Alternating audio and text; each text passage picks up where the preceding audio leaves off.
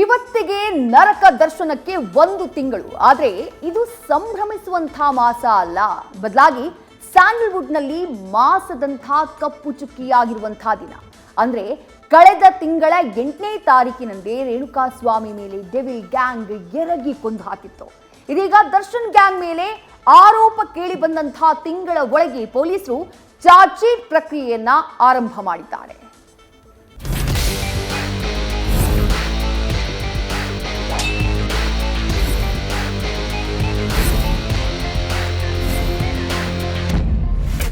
ಆ ಕರಾಳ ಸಂಜೆಯ ರಕ್ತ ಚರಿತ್ರೆಗೆ ಇವತ್ತು ತಿಂಗಳ ಛಾಯೆ.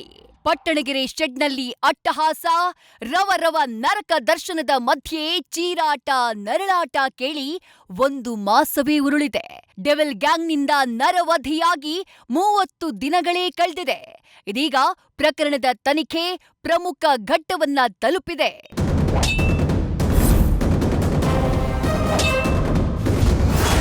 ರೇಣುಕಾಸ್ವಾಮಿ ಕೊಲೆಯಾಗಿ ಇವತ್ತಿಗೆ 1 ತಿಂಗಳು. ಡೆವಿಲ್ ಗ್ಯಾಂಗ್ ವಿರುದ್ಧ ಚಾರ್ಜ್ ಶೀಟ್ ಸಲ್ಲಿಕೆಗೆ ಸಿದ್ಧತೆ.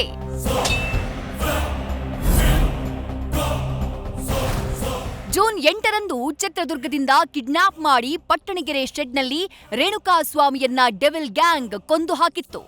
ಸಣಕಲ ದೇಹದ ವ್ಯಕ್ತಿಯ ಮೇಲೆ 10 ಮಂದಿಯ ಗುಂಪು ಪೌರುಷ ಮೆರೆದಿತ್ತು. ಇದೀಗ ಈ ಘಟನೆ ನಡೆದು 1 ತಿಂಗಳೇ ಕಳೆದಿದೆ. ಈಗಾಗಲೇ ಕೇಸ್ನ ಕಿಂಗ್ ಪಿನ್ ಪವಿತ್ರ ಗೌಡ, ದರ್ಶನ್ ಸೇರಿ 17 ಆರೋಪಿಗಳು ಜೈಲು ಕಂಬಿಯ ಹಿಂದೆ ಸೇರಿದ್ದಾರೆ. ಇದೀಗ ರೇಣುಕಾಸ್ವಾಮಿ ಕೊಲೆ ಕೇಸ್ನಲ್ಲಿ ತನಿಖೆ ಮಾಡ್ತಾ ಇರೋ ಪೊಲೀಸರು ಚಾರ್ಜ್ ಶೀಟ್ ಸಲ್ಲಿಕೆಗೆ ಸಿದ್ಧತೆ ನಡೆಸಿದ್ದಾರೆ.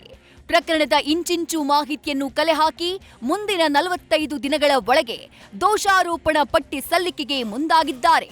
ಈ ಬಗ್ಗೆ ಗೃಹ ಸಚಿವ ಡಾಕ್ಟರ್ ಜಿ ಪರಮೇಶ್ವರ್ ಮಾಹಿತಿ ನೀಡಿದ್ದಾರೆ.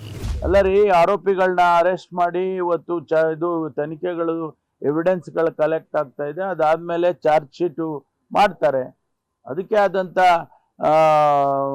ಪ್ರೊಸೀಜರಲ್ಲಿ ಇದು ಇದೆ. ಅದು ಸಫಿಷಿಯೆಂಟ್ ಎವಿಡೆನ್ಸ್ಗಳನ್ನ ಕಲೆಕ್ಟ್ ಮಾಡಿಕೊಂಡು ಆನಂತರ ಚಾರ್ಜ್ ಶೀಟ್ ಮಾಡ್ತಾರೆ. ಇದರಲ್ಲಿ ನಾನು ಮೊದಲೇ ಹೇಳಿದ್ದೇನೆ, ಯಾರನ್ನು ರಕ್ಷಣೆ ಮಾಡುವಂಥ ಅಗತ್ಯನೂ ಇಲ್ಲ, ಮಾಡೋದು ಇಲ್ಲ.